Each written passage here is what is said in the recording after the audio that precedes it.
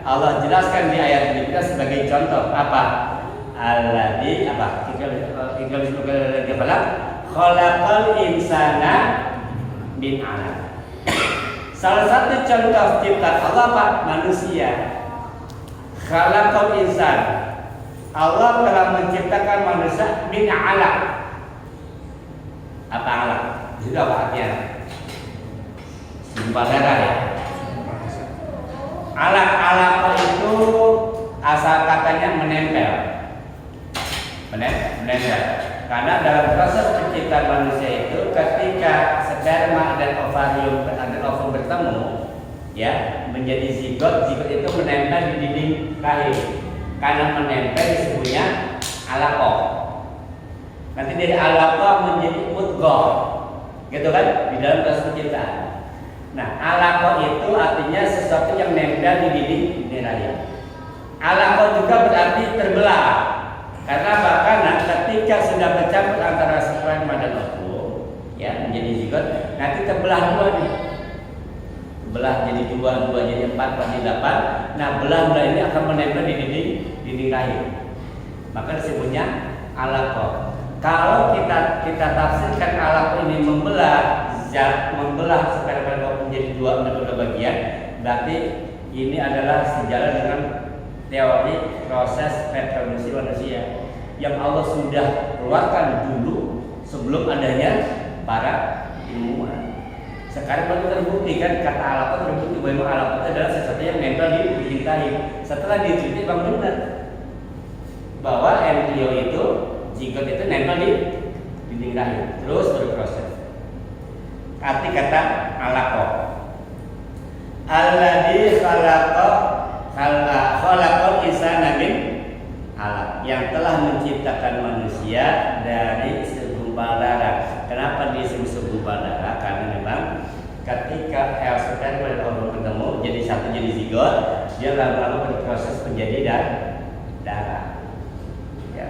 Terus dalam prosesnya itu kan sekitar 4 bulan barulah terbentuk apa? Janin. 4 bulan 10 hari baru ditiupkan ruh.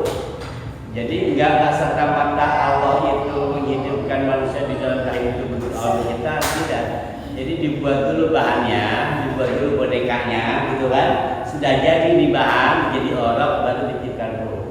Ketika ditiupkan itu pada usia 4 bulan dari usia kandungan.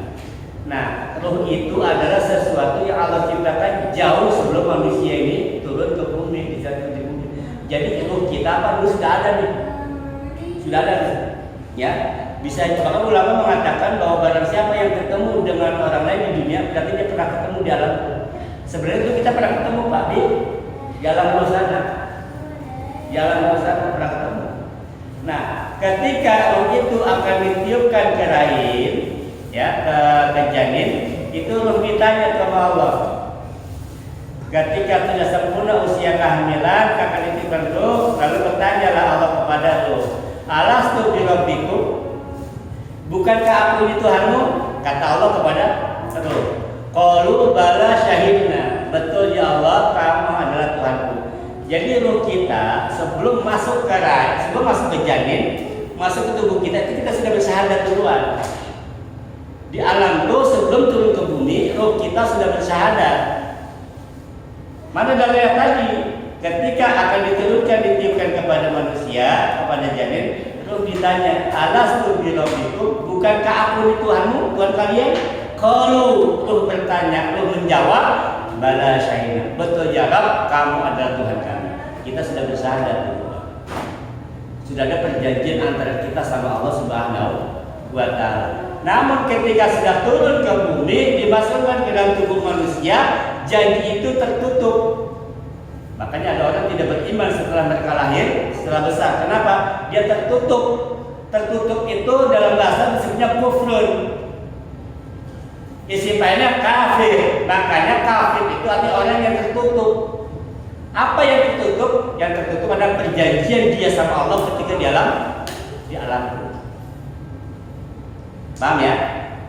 Karena ada dalil mengatakan kullu mauludin yuladu 'alal fitrah. Semua bayi yang lahir itu suci. Islam. Fa abawahu yuhawidani wa yunasirani wa memajusikan. Orang tuanya lah yang menyebabkan dia menjadi Yahudi, menjadi Nasrani, menjadi Majusi. Artinya apa? Orang tua lah yang membentuk keyakinan dia. Orang tua lah yang telah menutup perjanjian dia sama Allah. Inilah pentingnya pendidikan.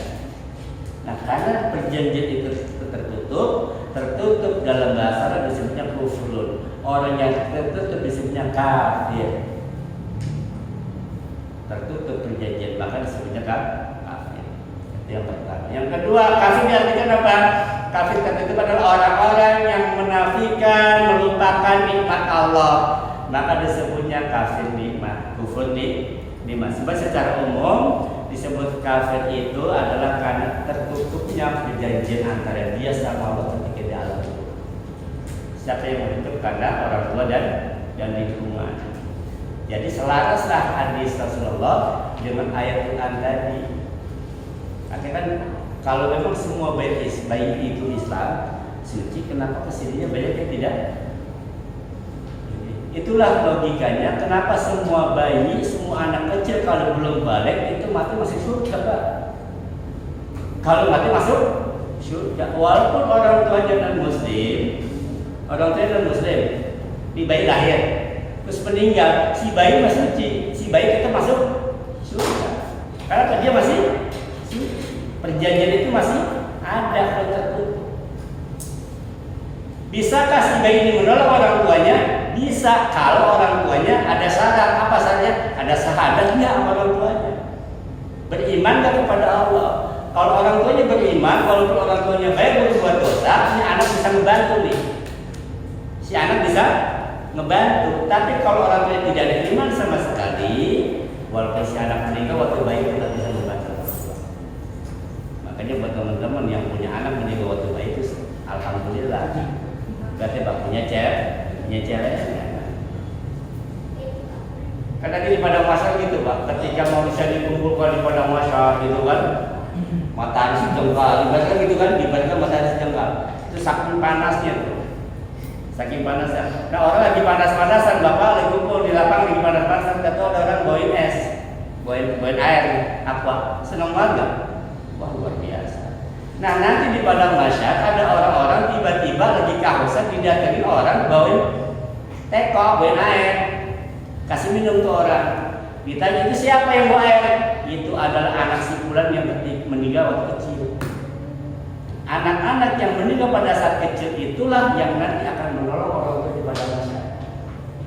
Nah, kalau pandemi udah diceraikan, ya bersyukur. Jadi jangan sedih.